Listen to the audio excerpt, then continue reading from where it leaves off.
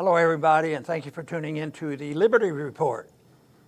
With me today is Daniel McAdams, our co-host. Daniel, good to see you. Happy Monday, Dr. Paul. How are you? I'm doing well Good. and ready and raring to go. All right, yeah. Always until about 3 o'clock. No, there'll be another story. We'll pick up a few now today because we're going to be talking about, the coronavirus. And of course, the virus is incidental to all the tragedy going on, to the economy, to what they're doing to our civil liberties and all this nonsense. So the virus is very incidental, but they were able to take a problem and turn it into a monstrosity of a crisis. And there are some people who don't mind taking advantage of every crisis there is. But to me and to us that we've talked about in this program is it's amazing what they've gotten out of this crisis. I mean, this is a huge effort that they've made, and it's worldwide. And we want to talk a little bit about that, on what the theories are about how are they able to do this, because we know we're a lot smarter than the conspiracy people, and that they shouldn't be so smart, but their conspiracies are able to bring it together. But we'll talk about that a little bit. But before we get into that, I want to mention something that just came out here recently by Fee Foundation, and they're talking about, they take the crisis, they have all these rules, there's a shutdown, they close down the schools, and then you have to do your schooling over the internet. So they make people use the computers and interact with their teachers, which confuses the teachers and it confuses everybody. Some people don't have computers, but guess what? It gives the opportunity for the Child Protective Service to get busy. They're always looking to be busy. Oh, yeah. That's a bad group of people because they're substituting for parents, and the conditions are such that, they get away with it. So they see a problem. They think some people are truant. They're not attending their classes with these mandatory classes, but they have reasons. Maybe they're distracted. Maybe they're disinclined to. Maybe there's not a real crisis, and maybe the parents are working. Who knows what? And they don't have computers. So it's also artificial. But CPS said, and guess who's in support of this? Kamala Harris. Yeah, sure. She likes that. Use another agency to crack down the inefficiencies of the other agency. So the CPS is now looking into this and threatening parents, because ultimately, and too often over my years in medicine and different things, the CPS is very, very authoritarian. And I've seen examples where they took kids away from homes on meager type charges, and it took them a lot of money and a lot of time and effort for the parents to get their kids back. But we want to concentrate a little bit more on how does this come about? And Jeff Tucker wrote an article recently, and he went over this and had some important points, because I'm sure he's not going to say, oh, Tucker doesn't believe in the deep state. I think he still believes in the deep state and that sort of thing. But what he's saying is maybe there's more to it than just saying there's a conspiracy. People got together and say, oh, there's a virus coming. This virus, and this causes this problem, and then we can do whatever we want. So he questions this, and then he really then questions just ignorance, that people are doing this. They decided this was a better way to run things. And just the simple cause of ignorance doesn't explain it either, even though a lot of people who get involved in these kind of conspiracies and these efforts, they aren't totally ignorant. They know exactly what they want, and they have a goal. But it isn't going to be totally explained just by saying people either in part of those big conspiracy, or they're just ignorant and they don't know what to do. And his thesis is that it's just copycat. I keep arguing the case that we live in an age where we're financially bankrupt and morally bankrupt. So what do we have? We have like the media. They don't have the money, and they don't have ethical standards, and they copycat. And he thinks what happens is a country comes along, and maybe we were the instigators, because we're in charge of a lot of things. But then each country, instead of investigating it, they just went along with it. I have to do what the other countries have done, and they join in and doing the same thing.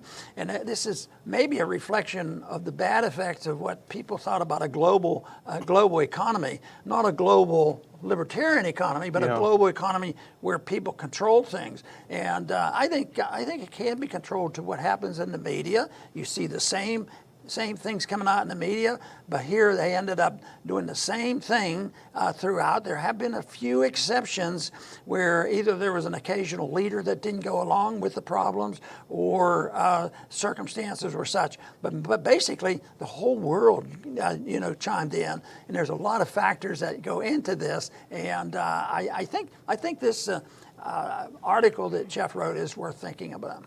Hannah Arendt coined the term the banality of evil. I think you can talk about this in this context. And Jeff starts this piece, and it's a great piece, and we recommend it. It's on the Ron Paul Institute website, ronpaulinstitute.org, if people want to look at it. But, he starts out by, with what I was thinking, how is it possible that basically the whole world, with a couple of exceptions, did the same thing at the same time? I mean, down to the very, very small things. And people will say, this is some kind of conspiracy. Someone cooked this up. And I would think it's possible, but it seems pretty far-fetched that you could get everyone to do this. And he has a different conclusion, and I think it makes a lot of sense.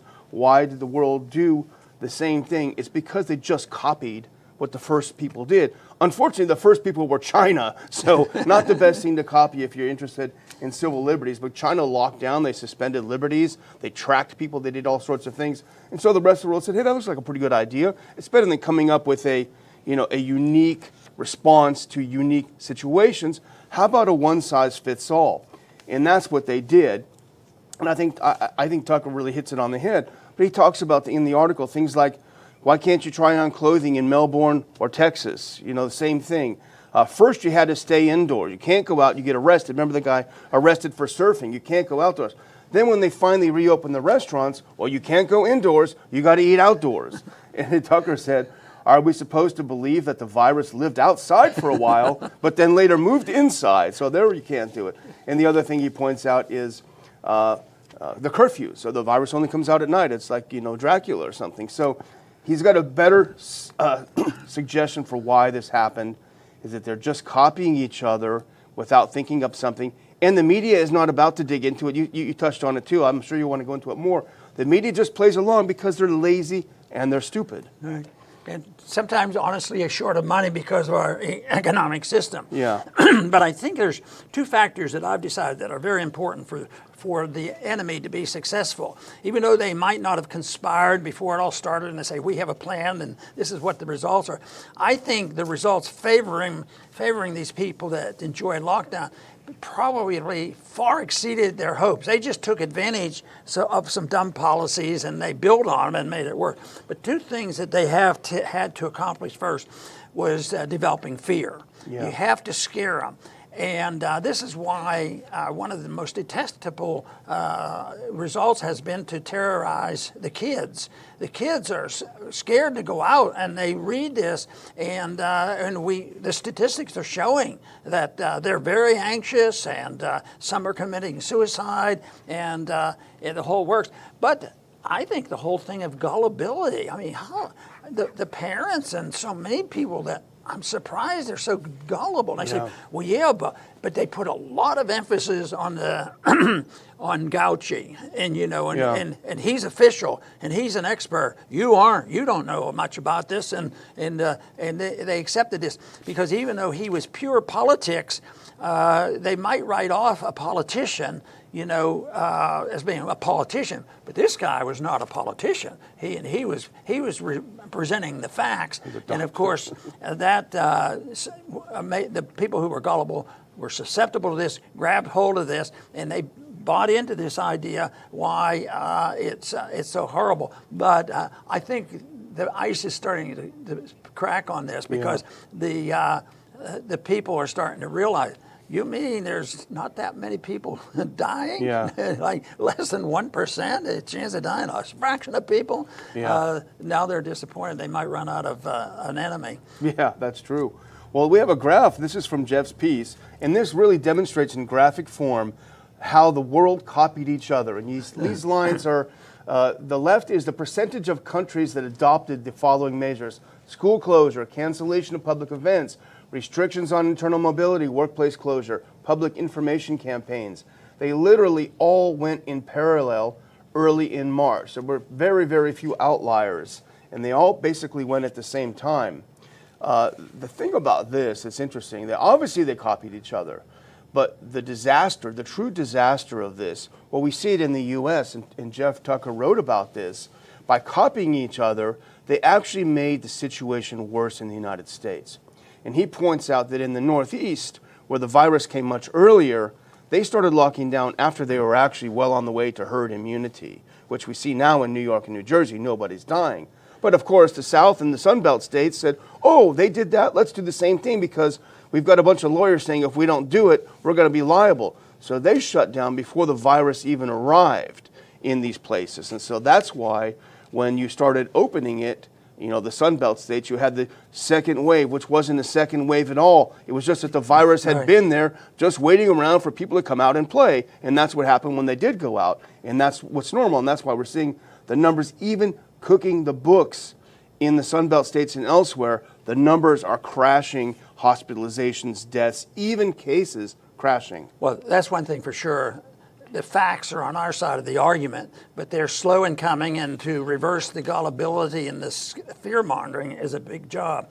Luongo made a good point, and I can add one other symptom that you have to look at. I talked about fear and gullibility, but what about hate? Yeah. I mean, what do the Democrats do? I mean, everything they've ever done, not for 3-4 years, 5 or 6 years. Yeah. Probably when Trump was born. I'll bet they hated him when he was born. But anyway, the fear, everything, you know, Trump gets blamed for everything. So if they can put a monkey wrench in this, they do, and they have been, because do you think they're motivated by really caring about people? That's why, you know, in many ways, I feel comfortable about talking about politics and economics, because a libertarian has to not be nonpartisan, because there's not a party. We can't say we can't defend the Democrats and we can't defend the Republicans, but at least an honest libertarian should present some facts that should neutralize some of this, because I think there's a lot of people out there that are looking for it, but they, you know, just in Washington, going along is a big deal, you know, and there's a political pressure to go along with it, and you know, they can have spending and special projects and special sessions, the whole work, and it's all partisan, it's all anti-Trump. You have to now, the big thing in the news now is how many gullible Republicans can you find that said, you know, we have to hate Trump. Yeah. Hate Trump is more important than pointing out that maybe if the Republicans did what they said they want to do, it wouldn't be so bad. I remember early in my political career, first year or two, I was getting a lot of heat because I was a different type of Republican. So they said, well, you're not supporting our current president at that time. And they said, we want to, you know, write this resolution in condemnation of Iran, what he's doing. And I said, let me do something else. Let me get out let's look at the platform that we ran on. You know, the platforms sometimes are pretty good. Yeah. So there was not a thing in the platform that I was much, much closer to the Republican platform than any of these guys that were ready to jump on me because I just didn't bow to the Republican president. Yeah, exactly. And you talk about just hatred for Trump. And it's not based on any principle. I mean, we've been very critical. I think last year we had a couple of shows very critical. In fact, we were hit hard by our audience, very critical, but it's on specific issues that we think he falls short on. Iran, Syria, these sorts of things. It's not just hating him because of who he is or what he looks like or what have you. So I just wanted, before we completely steer clear of Tucker's piece, I wanted to read the last quote, because I think this really captures everything. And he did a really good job. So why did so many governments go nuts at once, disregarding their own laws, traditions, and values, by bludgeoning their own people with the excuse of science that has turned out to be almost completely bogus? Some people claim a conspiracy, but a much simpler answer might be that in their ignorance and stupor, they copied each other out of fear. that I think is the epitaph for the whole COVID response and the whole destruction of really of the U.S. based on it. Yeah, here was a headline supporting that, and this was on Zero Hedge. It said, and they were talking about an Oxford professor, and they said, "Get on with your lives." That's his close. Oxford professor says, quote, "People have become overly frightened of COVID." Obviously, that is the case, and people need to get on with their life. And I think that is the case. I think I hear more and more stories, of restaurants opening up. Oh yeah, they have to play a little bit of lip service, to the regulation, signs up, which I don't even like the signs because that's sort of a bow, to the authoritarians. But anyway. More churches are starting to open up, and more grocery stores are opening up, and but it still makes me very uncomfortable. I don't feel like going out and doing my own shopping. I just don't. I don't want the confrontation and talk to people who don't have any idea, what liberty is all about and what responsibility is all about, nor will they accept. Too many people on the street will not accept that this is not the most dangerous virus that ever existed in the world. The evidence is not there. Yeah, that is. And you mentioned Tom Luongo, who's been on our show, and a good writer, very insightful. In the piece that you mentioned, we saw it on Zero Hedge, but I know his Gold Guts and Guns, I think his Goats and Guns is his blog. But he points out that, as you say, a lot of it is driven by hatred. He from Biden's speech, he says Biden would lock the whole country down if, quote, the scientists told him to do so. And that's what Biden said. Would you lock the country down? I'd lock the whole thing down, the scientists said. But the question is, which scientists? Because, you mean Dr. Atlas? How about Dr. Ioannidis from Stanford? What about Anders Tegnell from Sweden? These guys, are they not scientists if they don't say what you think they should say? And the other thing is the CARES Act. That's causing more problems because the government response has caused hospitals to artificially inflate the numbers. It's caused all sorts of problems. So, this whole idea that Biden is going to trust the science is pretty well undermined by the fact that the science, as you have said many times, is completely politicized. Yeah, and I think this whole thing, more evidence is coming out. More people will be exposed to the truth. But I would like to go ahead and use the quote that you and I talked about from Dr. Burks. Yeah. To me, this is really pretty good. Of course, she's the expert at the CDC. Okay, excuse me. He says, this is an optimism from her. This is great optimism, sort of. When people start to realize that 99% plus of us are going to be fine, it becomes more and more difficult to get people to comply, she said. And more, she's worried about it. Yeah. What are they going to do? Not listening to me. They won't believe this fake news. They're in a crisis, but their answer is not difficult. They already have the next virus lined up. And today I saw another puff piece says, I think we're going to have to deal with viruses for a long time. Yeah. Well, you want to deal with them for a long time, you can deal with them forever. Nature's been dealing with them for a long, long time, and most people survive viruses. But we're doing everything we can to kill, our natural immunity, and that's where the problem is. And that's, we wanted to minimize the stupidity of being the main cause, but that is a major cause that we have because the gullibility and the stupidity and the hate going on rather than being objective. Well, you opened this segment, which is, the lies of COVID and the distortions. So I have a couple of clips as long as we're on that subject. And let's look at the next one. This is close to home. We've talked about the judge of Collin County here in Texas. This is fascinating. He said over the weekend they have no confidence in Texas coronavirus numbers. Imagine that. It's amazing. Here's what he said. This is County Judge Chris Hill. Unfortunately, the reports and case totals continue to be plagued by mistakes and errors. The Commissioner's Court is 100% certain that the COVID-19 data being reported is inaccurate. Let's look at they feel so strongly about this, Dr. Paul. Put up that next clip. They put this on their dashboard. This is where they give all the data for COVID. A huge red warning. Everything you're about to read here is completely bogus because the state is botching the numbers. That is astonishing. This is a county. This is a Texas county saying that our state is completely bogus on this. And let's have some more follies here. You mentioned Burks, and this is from this article here. If we can look at the next one, please. Burks notes harm of virus fatigue. It's terrible. People are sick of having their lives ruined. And here's even some little bit more context to that quote, Dr. Paul, and I even underlined, let's look at the next clip here. There's that quote. The antecedent is great. I've just been so struck by the number of Americans across the country that have just had it, she says, and this is it. Mortality decreases have complicated matters.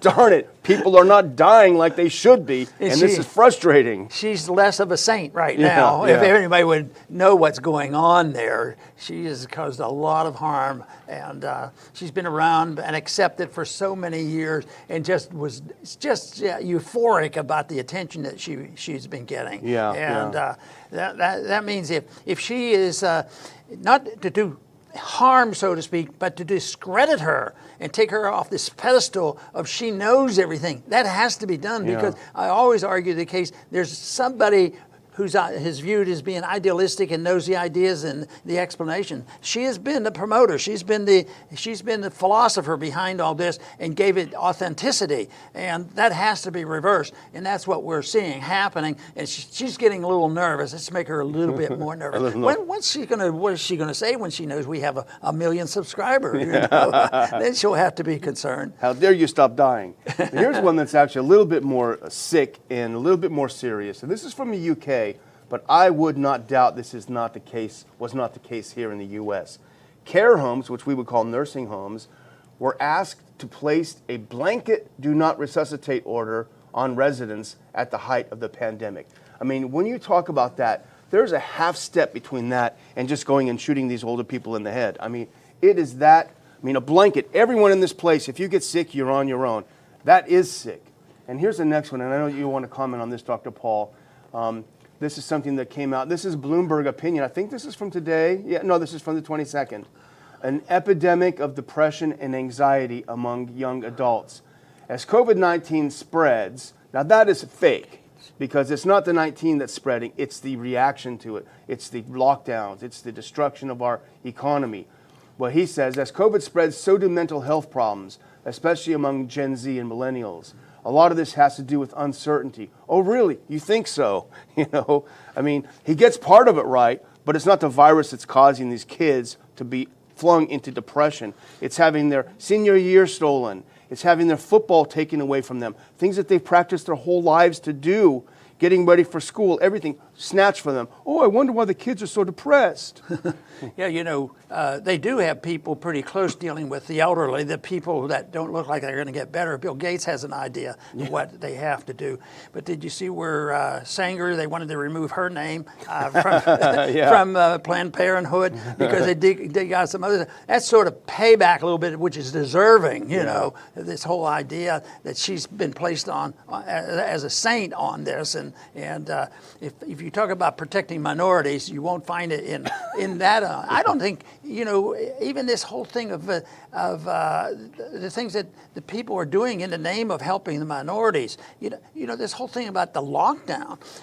You know, we always knew there's shortcomings of public education, but some people have become very dependent on it. The people who are going to get hurt the most with this so-called lockdowns will be the minorities. Yeah. You know, they have all their reasons to argue why they're have more trouble than the others, but they put the regulations in. Then it's back to, are they doing this on purpose? Yeah. Probably some are. Or is this just stupidity? Or is it just follow the leader? You know, we have to say this and do this. But anyway, the results are what really count, and that's what we're going to keep talking about. If the results are bad, you better look at why we're following those procedures. And to me, it's not complicated. Too much government, not enough freedom of choice. And if we emphasize that and always move, I always believed that there's no way that I will live to see, nor can anybody achieve perfect liberty. And there are some that believe they can have perfect tyranny. So when they're doing something in civil liberties or what, I said, as long as you're getting more liberty, I can accept it. Not, oh, I can't accept this because it's not a granting perfect liberty. But if they can give us more liberty and more away from it. But we've lost, just think of what's happened since the year 2000, since 9/11. How much liberties have we lost? And this is another big step. 9/11 was a big deal. Now this coronavirus and the spying that is going on and this lockdown, all these economic powers that they have. But it's all being done with not a proper procedure. It's sort of, they all think they're the Federal Reserve. They just do what they want anytime they want, and they can spend trillions of dollars, and they're not responsible for going to Congress unless it's Saturday afternoon and they want to make a political point, and then we can do that. We can have everybody come back and say, well, we're saving the country because we opened up the Congress and we're going to spend some more money. But the big stuff is not legislatively, and the big stuff here is not legislative. How many governors and how many mayors and how many county commissioners did things actually without proper authority? Yeah. Just about everything that's been done has not had proper authority. Yeah, that's for sure. Well, I'm going to wind down here, but I do want to mention, we've talked a little bit about schooling and the disasters, the whole thing about if your kids are going to public school online because the teacher's too lazy to go back to school, well, they better watch their classes or they're going to be sent to the slammer, you are. And we even, actually, I didn't mention, but when you said that, it reminded me that one of the school districts made the parents promise to not watch the lessons online with their kids. Makes you wonder, what are they trying to hide? Well, there's one place where you're going to want to watch the lessons online with your kids if you have the time, and that's the Ron Paul homeschool curriculum. And there is a way out, and this is a great way out, and we're mentioning this because our friend Tom Woods would like to offer some discounts to parents who are looking for solutions.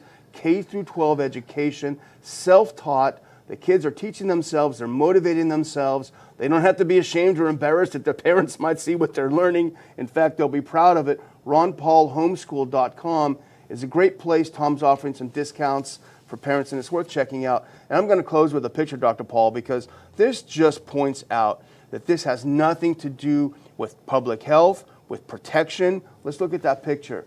I saw this morning and made me sick. Here's a symphony. Look at these people. They're playing their instruments. They have a little zipper hole in their face where they're putting their horns and their flutes and all of these things. This should tell you more than anything. This is not about fighting a virus. This is about theater. It's about compliance. It's about psychological manipulation. Cover your face so people can't see you. This is what's happening to our society, and that's, I think, at least speaking for myself, Dr. Paul, that's what motivates me to get up every morning, is to fight this horrible tyranny. Well taken. Points well taken. And another word we can use in what you were talking about is the word submission. Submission has a lot of meaning to it. And it has spiritual meaning, it has economic meaning, it has political meaning, and that's what I see. That's why, even a short period of time, I have a personal opinion, and I can't tell other people what to do because I understand that if they have to submit a little bit and try to survive and their jobs or whatever, that doesn't bother me. But for me, even if it's 1 minute to wear the mask in order to get across one doorstep, and I see that as submitting to a lot of monstrosities that are coming out of Washington, D.C., and I've always argued the case that if you acknowledge that a certain program is okay because it's only 5% of the budget, you acknowledge the whole thing. It's the principle of the thing. So if you submit to and acknowledge that wearing masks is good, and there's no reason why you can't do that. The big difference is should it be by the authoritarians and designing all the conditions and ending up what we have, or should something like this, which is complex, and I understand it from a medical viewpoint, a scientific viewpoint, a political viewpoint, viewpoint, a personal viewpoint, is that masks are pretty important, and there's a need to have full understanding. But much of what was the understanding and the proper use of a mask has been canceled by these authoritarians coming in. You will wear the mask, if not, we'll put you in jail and do all these kind of things. You will suffer the consequence. The other day, I frequently bring up sports, but and I didn't have the station on purpose, but somebody else was watching it in my living room, and I was going by, and there was a baseball game going on, and of course I couldn't find anybody watching the game. There was a bunch of pictures put up there, which was disgusting. And then the batter came up, and he was ready to bat, and he had a mask on. Here he is playing baseball, and he has a mask on, probably, how many, 9, 15 people, and they're strictly controlling the people in the dugout, and it has no grain of correctness. They're wrong. It's all control, and it's all so symbolic, and you see it all the time, the people. And they've admitted this. You have to do it even when you're doing Skype. Because if you're doing that and talking to people or doing something in school, you have to set the example. You have to submit and do it as they tell you to do it. And that's why what we need, where we are really short of, is a spirit of liberty and people willing to recognize how valuable it is. And it is a source of peace and prosperity and happiness. That's why, it isn't a promise of everybody being taken care of, everybody's equal, and everybody's going to get all this. It's the sense of being free to make your own decisions and assuming those responsibilities. But what we're going through now is the cancellation on this. We're terrorizing, we're making fear, people become more hateful, and they submit because they don't see anything else to do. But it's time, as far as I'm concerned, is to quit submitting to illegal, immoral directions by a bunch of bureaucrats and authoritarians who don't know what they're doing except they want more power. It's not a complicated problem, and the answer, as far as I'm concerned, is rather simple. Just declare your independence and your liberties and go take care of yourself. I want to thank everybody for tuning in today to the Liberty Report. Please come back soon.